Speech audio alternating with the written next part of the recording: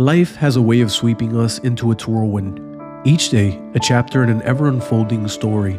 As the seasons change and time slips through our fingers like sand, we find ourselves caught in the dance of responsibility and dreams.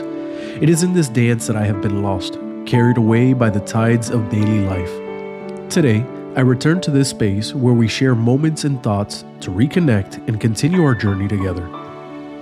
Welcome back to the channel, guys. So glad to be here once again making a video for you guys. I know it's been a long time. It's been 7 or 8 months since the last upload, but I'm here. I know that you guys have probably been wondering, what have I been up to? How has the Finch breeding season gone? How has the Parrot breeding season gone since? It's been a while and I haven't uploaded anything or given you guys any sort of context as far as what has been going on here at Paradise Aviary. So in today's video, that's exactly what we're going to be doing. We're going to be going over the last couple of months. How was the Finch breeding season? How was the Parrot breeding season? I have good news. I have bad news. I have horrible news. I guess let's just get into it. So let's start with the Finch breeding season and why I haven't pretty much uploaded anything as far as Finches goes this past season or this past breeding season. The reason is because I feel like I've shown you guys everything when it comes to Finches. Over the last couple of years, I started the channel in 2020, I believe. So it's been about 4 years now that I've been uploading videos on Finches, and you've seen what to do when you have a sick Finch, how to hand feed a baby bird, different methods to hand feed baby birds, how to breed your Finches, what to do when you have an egg-bound hen, what to do when your bird lays eggs outside of the nest. There's been countless videos that I've shown you guys on how to prepare for certain problems or how to solve certain problems when it comes to the Finch breeding season. So I feel like pretty much I've touched every subject and there isn't much more to talk about when it comes to Finches. That's one of the reasons why I kind of stopped doing these Finch videos, because I don't like to repeat myself. I don't like to do the same content over and over again. If you haven't seen some of these old videos, go back through the library. You're going to find countless videos there talking about different subjects.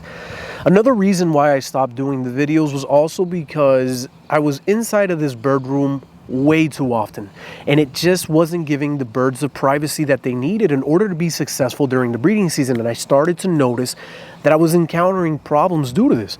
I'm in there recording breeding season updates, showing you guys the nest, going over problem solvings for different types of scenarios that you may run into with these birds. So that means that I have to be inside of this bird room recording with this camera and going cage by cage, showing you this and that and so on. And this tends to stress out the birds, especially during the breeding season. So I noticed that last year my season suffered because of this, and I wasn't hatching the amount of chicks that I was used to hatching prior to starting all these videos. So I decided to take a break, and I noticed the difference this year. This past season was a little bit better when it came to hatching birds, and it was probably because I wasn't in there as often as I was on previous occasions shooting these videos. But nonetheless, I've still encountered some problems when it came to Finches this year because I've been too busy. Between life here at the farm, the family, my normal 9 to 5 job, which a lot of people don't realize is, but a lot of people think that my main job is the website selling birds. Guys, that is for me, I want to say a passive income or another hobby.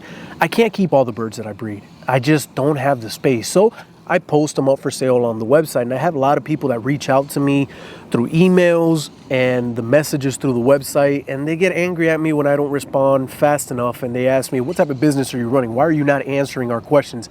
And you have to realize the bird stuff is just something that I do for fun. My main job is towing. I have a towing company here in Tampa, Florida, and I spend most of my days answering calls from clients there, running back and forth, towing cars from here to there, and so on. So this bird stuff is pretty much a weekend thing that I do. It's obviously a daily thing that I have to come out here and feed these animals at the farm, feed the parrots, feed the finches, and I kind of spread myself thin.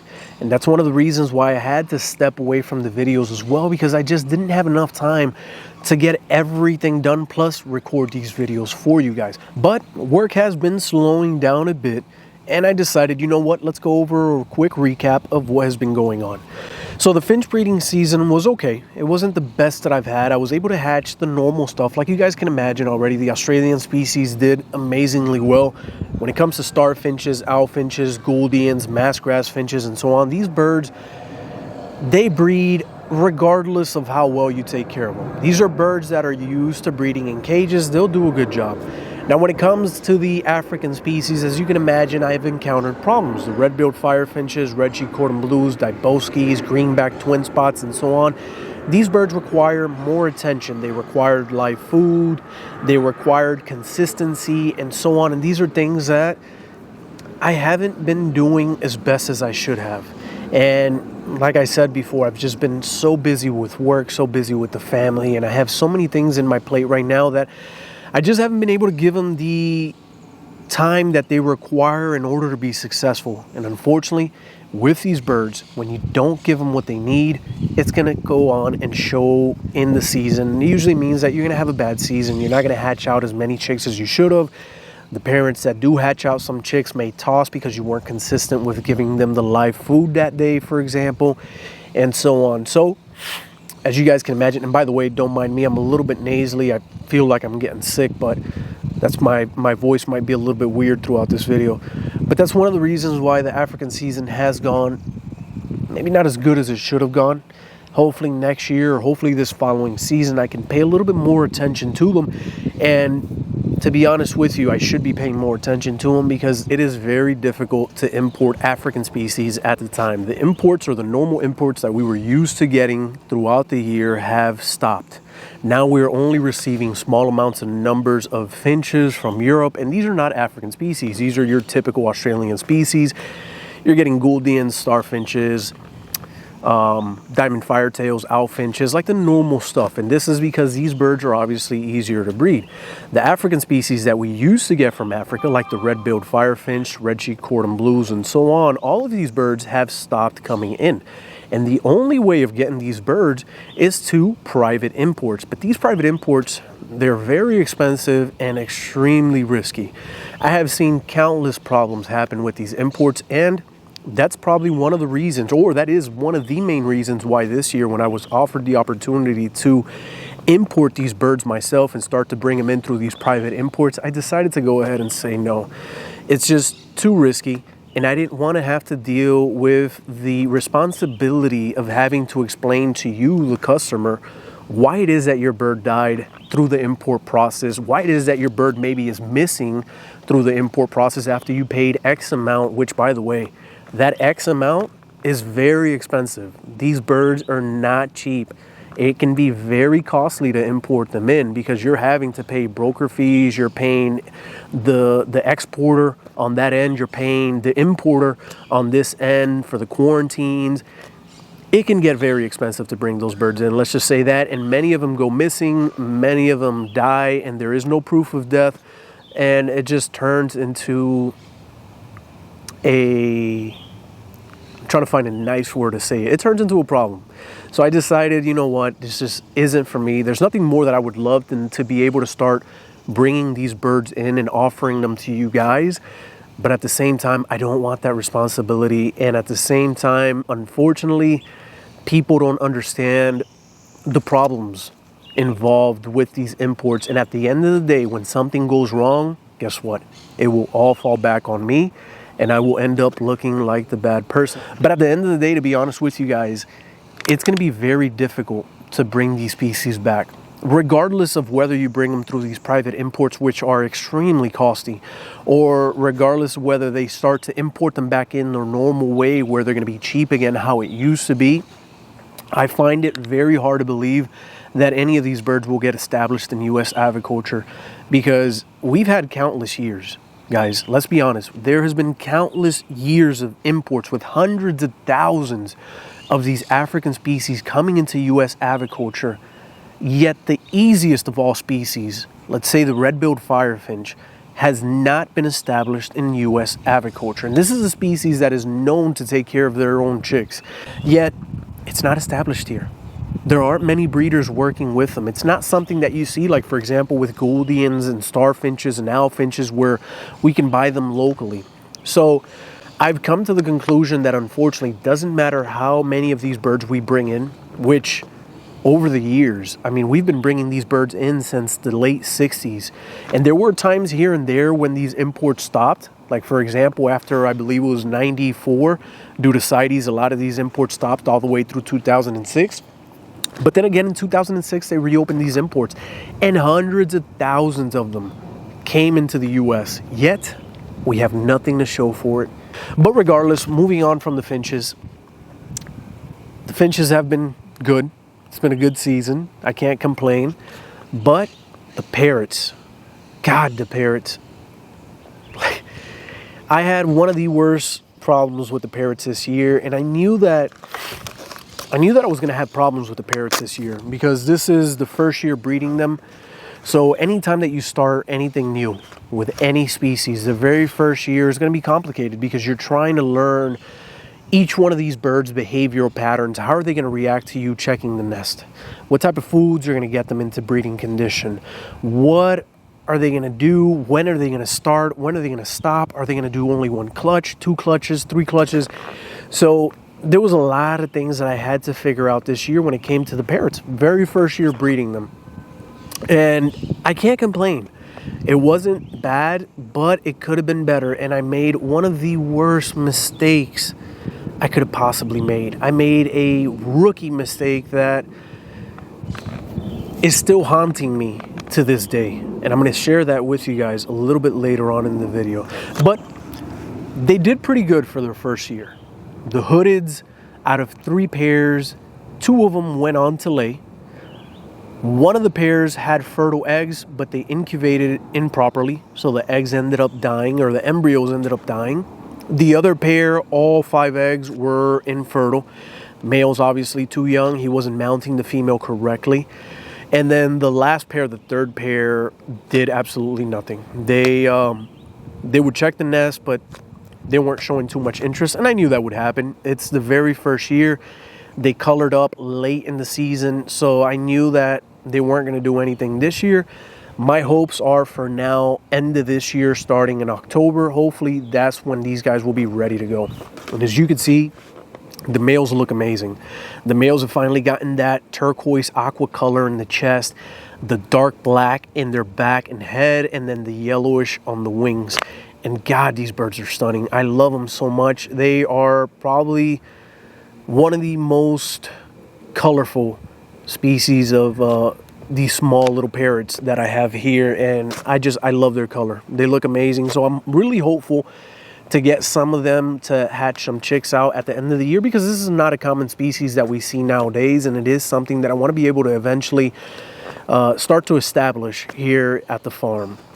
The next species are the Rosellas, and the Rosellas, what can I tell you guys about the Rosellas? The Rosellas were probably one of the most complicated species that I worked with when it comes to parrots.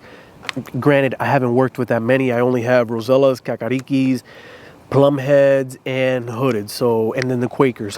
So it's not like I have that much experience working with these birds. But the Rosellas, I don't know if it's because of the breeder that I got them from, but out of 3 pairs that I had, I only have 1 female left. I don't know what happened to them, but little by little, one by one, something would happen to them where I would wake up and one of them would be just on the floor dead. No sign or symptom of any problems. No puffing up like finches do, for example, where they get sad and something starts to happen to them. And this was way prior to the beginning of the breeding season. This is when I started to pair them up. And at first, I thought maybe the males are getting aggressive with the females, because I've heard of that, where the males will attack the females. But that wasn't it. The males would fall over dead just as well. So I'm not quite sure. Maybe the only conclusion that I have is that the breeder that sold them to me has something going on with his birds. That is the only thing that I can think of. So the Rosellas, pretty much I have just a single female, nothing else there. Moving on to the Kakarikis, those did pretty good. I have to say that those are probably the best ones that did something this year. The original pair that I have 2 pairs. The original pair, which is a yellow male and a blue female, went on to give me 5 eggs. All 5 were fertile, all 5 hatched. Only 4 of them survived. The last one that hatched, I guess he was too small. They didn't feed him good enough, and that one ended up dying. So they were able to give me at least 4 chicks. They're doing great. Female looks like she's going to start her second clutch now, and I have to start separating these because these are starting to eat on their own. The other pair has just been paired up brand new, and it is it's a yellow male, but he's more of like an ivory color. Forgive me, I don't know the color names for these birds, unfortunately. He looks like an ivory, like a yellowish, very light yellow. If you know the name, go ahead, the name of the mutation, go ahead and link it, or go ahead and comment it in the comment section down below and let me know. And then the female's also blue. And these guys are showing interest in the nest. The Kakarikis will pretty much breed at whatever time of the year, because we're pretty late in the year already. We're about to get into June. This is late May, and these guys are still going at it. So those guys did good. When it comes to the plum heads, this is where my biggest mistake came. And out of 4 pairs of plum heads, one of the pairs is still too young. The male hasn't colored up. The female laid eggs with that male, but all eggs were infertile. I knew that was going to happen. Second pair laid 5 eggs. Out of 5 eggs, only one of them was fertile. Third pair laid 5 eggs. All 5 were fertile. And then we have the 4th pair. And the 4th pair is my favorite pair. And that is the Lutino hen and the split to Lutino male.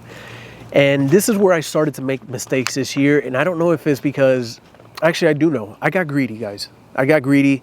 I wanted to save as many as I could. And I thought, you know what? A chick in the hand is better than a chick in the nest. And usually, under the right circumstances, that is 100% correct. But I made a rookie mistake when it came down to taking care of the chicks. And I'll explain it to you guys exactly what happened. So this female ended up laying a total of 12 eggs. So she double clutched with no break in between. So she was a first-time hen, first-time layer. She laid her first egg, 1 day in between, laid her second egg, another day in between, laid her third egg. You get the concept. They wait 1 day in between before laying another egg.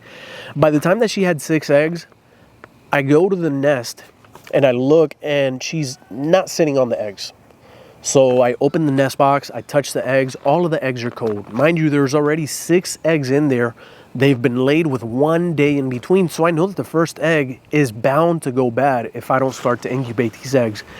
So I freak out and I said, you know what? She's a first-time mom. I knew that this may happen. She may not sit well. She may not incubate. If the eggs do hatch, she may not feed. I want to save these chicks. So I'm going to take these eggs home.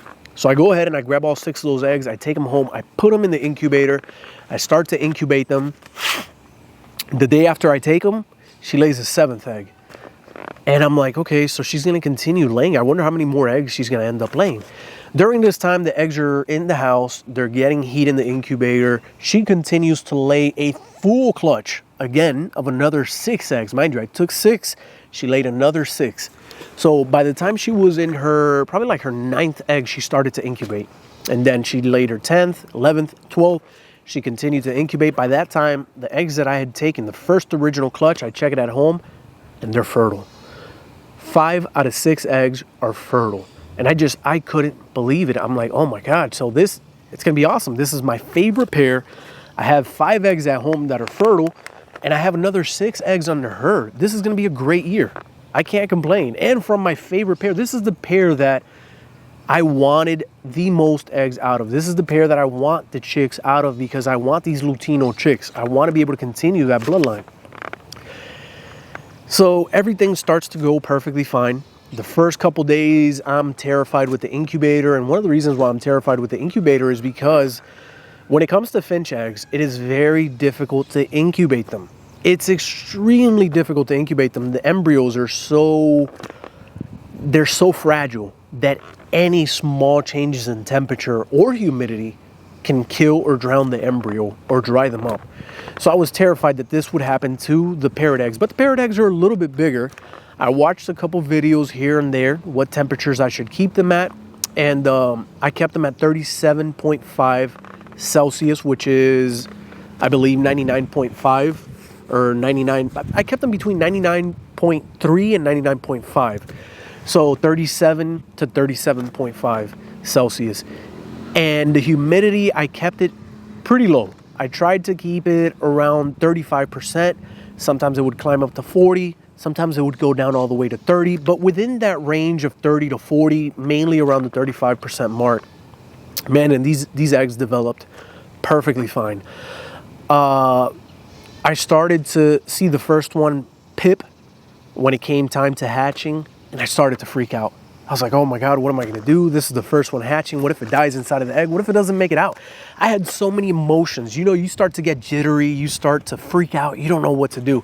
So I started calling a couple friends here and there that they're used to dealing with parrots. They know how parrots act, how parrots hatch. I needed advice. So everybody told me pretty much the same thing. They said, be patient. They're gonna start pipping, and they have, I believe they told me it was 48 hours to pip. So just if you don't see them break out of the egg after 48 hours, you need to help them. So I'm thinking to myself, 48 hours, Jesus Christ, I can't wait that long. I'm gonna freak out here. So this chick's gonna die inside of the egg trying to break its way out. So, you know, I'm over here just hovering over the incubator looking at these chicks breaking out, and I would get a little bit impatient, and I would help this chick, and I would help it a little bit here and there. The first one hatched perfectly fine. Second one hatched perfectly fine. Third one. The third one starts to hatch. And I didn't help that one. I left it alone because the first two made it out pretty much on their own. I gave them a little bit of help, but they made it out pretty much on their own. Third one starts to hatch, and something happened. It didn't make it out. That one ended up dying inside of the egg. So as you can imagine, I have now, you know, that's the third one. I got 2 more eggs. I'm like, I can't lose these 2. So I start to freak out a little bit more. The fourth one goes to hatch, and I overreact. I didn't wait as long as I should have waited, and I started to break it out the egg faster than I should have. And the embryo had not been fully absorbed yet by the chick. So I had a good amount left to absorb, and I was like, oh my God, I killed this one. But luckily I did it. What I ended up doing was I moistened the embryo. I gave it a couple drops of water to the embryo so it wouldn't dry up. And I put the egg in a covered container back inside of the incubator so that it can go ahead and absorb the yolk back in. And little by little, over the course of the next 48 hours, the chick ended up absorbing that egg yolk, and it ended up surviving. And then the last one ended up also hatching. Now I had these 4 beautiful chicks, because one of them ended up dying. And I started to hand feed them. But this is where my mistake came in. I'm sorry that this story is turning out so long. But the mistake that I made was that, for some odd reason, I don't know if it was the excitement of finally hatching out the birds that I wanted to hatch. I don't know if it was how busy I've been lately with work, the family, and I mean, guys, life can get stressful sometimes when you have so much on your plate and you have to do so many things. You're bound to mess up somewhere. And the mistake that I made was that I left the chicks inside of the incubator. Biggest rookie mistake you can make.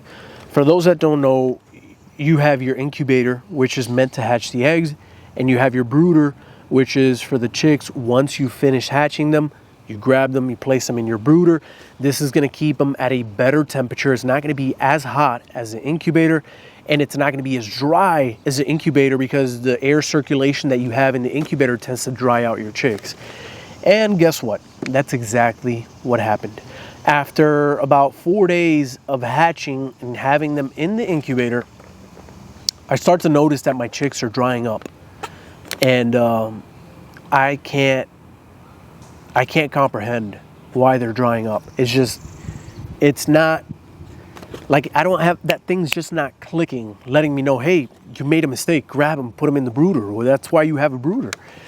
But little by little, they ended up drying up, no matter how much food I gave them or how much water or how much anything. And I decided to go ahead and grab the 4 chicks and bring them here to the farm and place them underneath a foster pair that I had to see if they would survive. But unfortunately, by then it was too late, and those chicks ended up dying.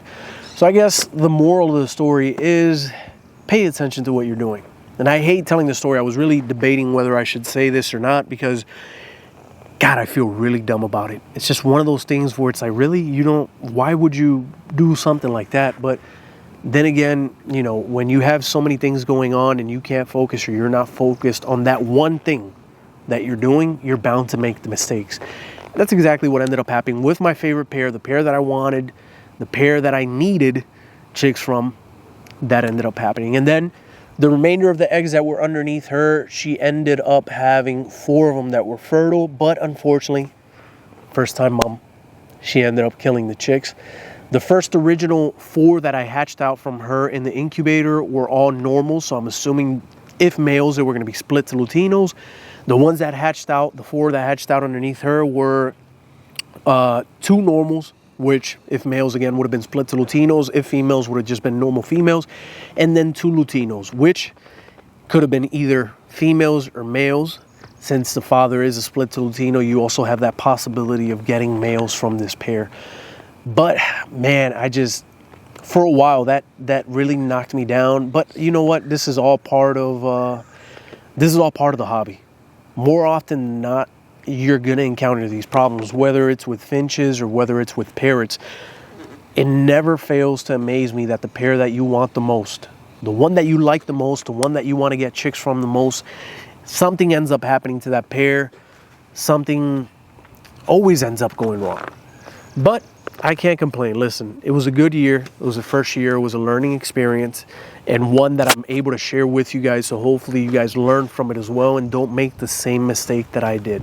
All right, guys. Well, this is going to be the end of yet another video. I hope that you guys have enjoyed it. I'm sorry that I've been missing in action for so long. Hopefully I have a little bit more free time to make more videos like this for you guys, where I can show you a little bit more of what's been going on in the Finch room and what has been going on here at the farm. If you like the video, remember to hit a thumbs up, like, subscribe, and we'll see each other in the next one. Bye.